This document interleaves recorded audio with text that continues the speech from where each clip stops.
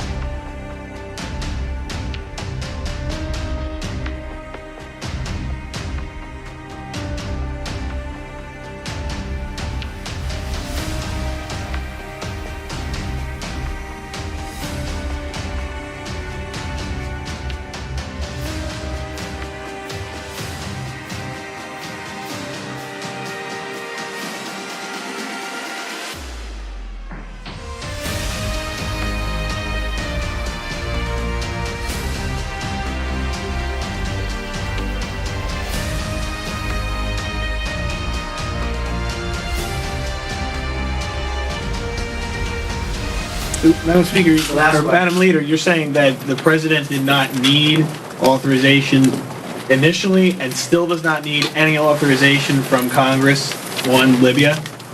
Yes. Thank you, folks. Thank you all very much. I was very proud to have knocked out the Iran nuclear deal by President Barack Hussein Obama. That was a horrible, horrible, dangerous document. They would have had nuclear weapons 3 years ago, and they would have used them. But I'll not let that happen. For almost 47 years, this regime has been attacking the United States and killing Americans. Every time you see someone with missing arms and legs or a face that's been absolutely shattered violently, it was almost certainly caused by an Iran roadside bomb.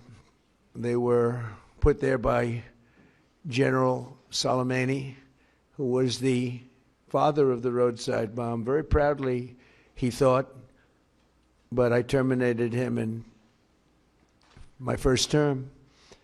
This was our last best chance to strike what we're doing right now and eliminate the intolerable threats posed by this sick and sinister regime. And they are indeed sick and sinister.